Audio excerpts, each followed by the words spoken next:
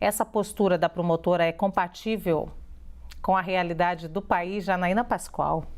Olha, é um vídeo tão constrangedor que a gente fica até sem graça de comentar.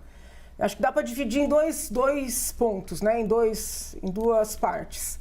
Primeiro, existe um mito entre os altos funcionários públicos de que eles têm direito a altas aposentadorias, altas pensões, a uma série de complementos, né, que não são computados no âmbito do teto constitucional, porque eles abriram mão, né, de uma carreira no setor privado. Partindo do pressuposto, por exemplo, vamos falar das carreiras jurídicas, de que toda pessoa que vai para a advocacia vai ganhar milhões. Né? E quem advoga sabe que essa não é a regra. Né? Ganhar milhões na advocacia é exceção. Em regra, é uma carreira muito batalhada, de muita luta, de muito trabalho, de muito calote, não é? Então, primeiro tem essa coisa, esse mantra, não, porque tem que ter auxílio isso, auxílio aquilo, porque fez o favor de ir para a carreira pública, né? E não foi ganhar milhões na carreira privada. Então, tem que primeiro quebrar com essa falácia da Tavênia. Então, tem esse aspecto. E nesse caso, a doutora não está isolada, porque eu já ouvi muita gente falar isso aí de uma maneira menos agressiva, vamos dizer assim. Aí tem o outro aspecto, né, que é...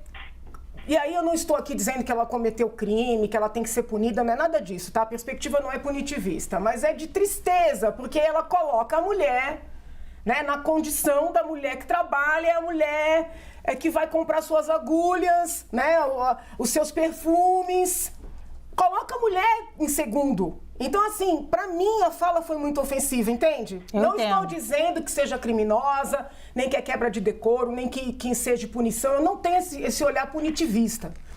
Mas é uma fala que me entristece.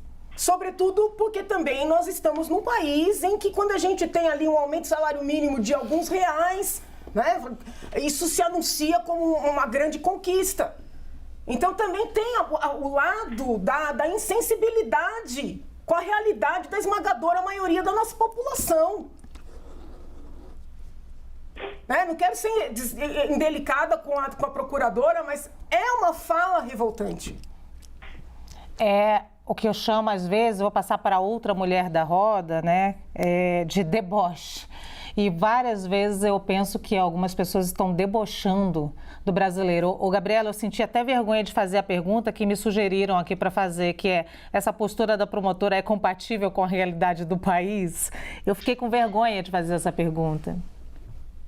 Não, com certeza não, né? E tem uma coisa, assim, bem classista também, né? De arrogância.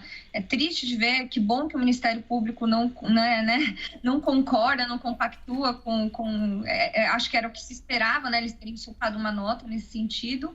Mas é classista, né? Arrogante, e ignora que a maioria das mulheres brasileiras enfrentam uma jornada dupla de trabalho, que elas têm que trabalhar para poder sustentar a família e ainda tem que enfrentar em casa o cuidado dos vulneráveis, as responsabilidades com os filhos, com os idosos, né? As dificuldades que as mulheres têm para ascender aos espaços de poder, tudo isso porque estão ali como arrimo de família, né? E ela falar que o papel da mulher é: eu trabalho para comprar as minhas coisinhas, como se, né? E assim, quantas mulheres não têm apoio também, né? Então, quer dizer, uma mulher, ela tem que ser necessariamente casada, ter um marido provedor. Eu achei extremamente machista, eu concordo com a Janaína. Eu achei tão machista, assim, uma visão tão demeritória do papel da mulher na sociedade. Ou seja, a mulher que presta, parece que é o papel que ela exerce, é a mulher que trabalha para comprar joias e coisinhas porque não precisa trabalhar, né? E a mulher que está trabalhando, né, como nós aqui, eu, você, Luciana, Janaína, estamos aqui trabalhando na CNE, tem advocacia, tem outras coisas para fazer, ralando, né, para ter um destaque na carreira, para ser alguém, para ser reconhecida. A gente não tem valor, porque eu não estou trabalhando para comprar minhas coisinhas até, né? Só que deixar aqui, eu estou trabalhando porque eu quero, primeiro, né, quero pagar meus boletos, E segundo, eu quero transformar a sociedade e esse espaço que a gente tem aqui na CNN. E ela presta, assim, um desserviço ao dizer isso, mas espero que seja um caso isolado ali dentro da classe. Acrescentando, né, a gente trabalha também porque, afinal de contas, a gente utiliza da educação desse país, especialmente quem estudou em escola pública, que tem aí o investimento do governo federal, ou seja, o investimento de todos os brasileiros para que você tenha esses anos de estudo e não sai barato, é muito caro. Então, a gente dá o retorno a esse país em força e mão de obra. Pois... É isso aí. Lu, a postura dessa procuradora é uma vergonha completa. Ofende todos os outros brasileiros. Que história é essa de mim fazer? É para mim fazer minhas vaidades. Tenha santa paciência. Ô, Poit, registre aqui que você está fazendo esse mim fazer porque foi ela que disse, tá? Senão vão achar que é você. Pois é.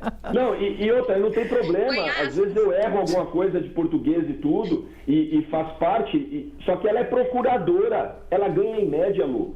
Ganhou em média em 2022 R$44 mil por mês na média. E frase dela, tá? Frase dela. Olha, o meu salário é para mim fazer minhas vaidades, comprar meus brincos e meu sapato. Ah, vai te catar, meu, pelo amor de Deus.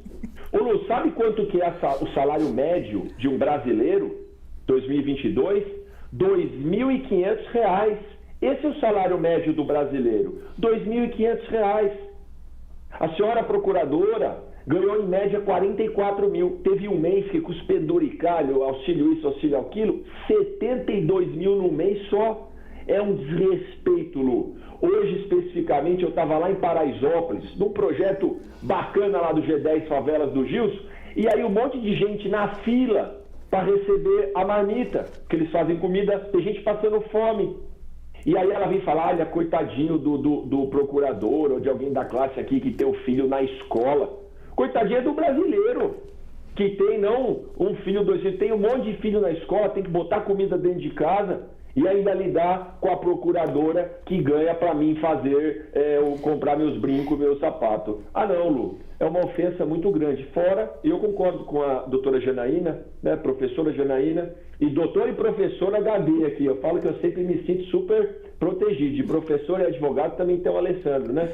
Eu concordo com a fala delas, é uma ofensa com a própria mulher, porque elas colocam numa posição, olha, ainda bem que o meu marido tem renda e trabalha, que eu posso usar o meu recurso só para fazer minhas vaidades. Pois é, deboche de tudo. Primeiro, um beijo para o Gilson Rodrigues aí, de Paraisópolis. Um deboche de tudo também, ô Alessandro, com uma imensa quantidade de mulheres que são chefes de família. E aí eu posso falar em especial mulheres negras que chefiam a família, às vezes são somente elas, com todos esses filhos, trabalham uma grande parte ainda trabalhando no lar dessas pessoas, né? Ajudando no lar dessas pessoas, ganhando mal, abandonando seus filhos e ouvindo esse tipo de coisa. Olha, eu tô respirando fundo aqui. Eu achei legal que os 3 já bateram, o 4º vai bater agora. Então vai ser literalmente uma surra hoje aqui na CNN, a gente concordando com esse absurdo que foi dito pela procuradora. E aí, alguns comentários. Primeiro, eu vi até um outro comentário sobre essa notícia da procuradora, dizendo que ela é sem noção. Deve ter que colocar uma aspas nessa sem noção. Acho que ela tem muita noção da realidade dela, muito provavelmente.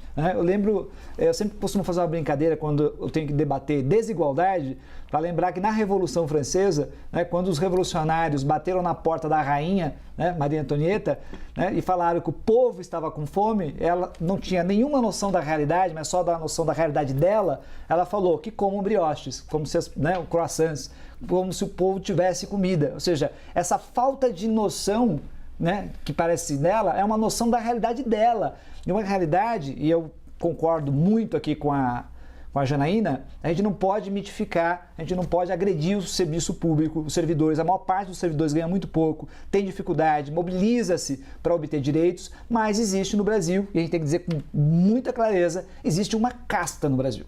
E essa casta, ela é histórica na estrutura da administração pública brasileira. Se vocês quiserem saber melhor sobre o que é uma casta, talvez falte aí a gente fala sempre de dados, informações aqui, é fazer uma pesquisa, né, sobre, vou usar um termo mais elaborado, sobre a estirpe, sobre a linha genealógica de famílias dentro da administração pública brasileira. Talvez vocês vão ficar muito surpresos, né? Famílias centenárias ocupando diversos cargos públicos, como se fosse uma coisa simplesmente natural.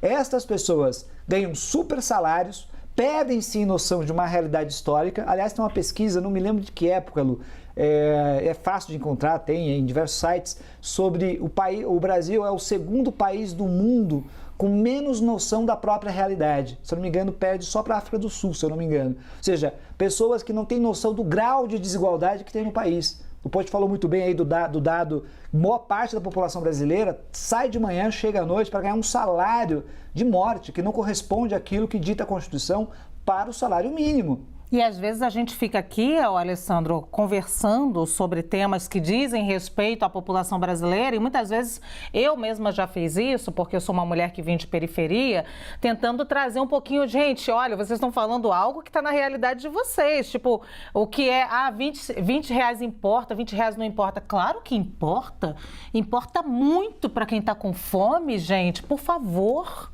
Olha, se tivéssemos uma sociedade ultrademocratizada, onde as pessoas se manifestassem com muita força, com acesso à educação, etc., pode ter certeza, era para ter uma Revolução Francesa no Brasil hoje, ou muito pior que uma Revolução Francesa. Né? Essa procuradora conseguir falar isso de uma maneira tão direta, aliás, ela fala, não sei se todo mundo chegou a ver o vídeo completo, ela fala, estou falando de coração. E quando eu falo de coração, eu falo a verdade. E é interessante, é verdade, ela está falando a verdade. Ou seja, que eu sou uma pessoa de uma alta elite, de uma classe dominante, e existe o resto da população. E eu estou no Estado. Veja, uma burocracia instituída no âmbito do Estado. E eles não conseguem se ver como iguais ao resto da população brasileira. E aí conseguem dizer essas pérolas. E como disse a Janaína, concordando mais uma vez agora com ela, isso não é exceção, é regra.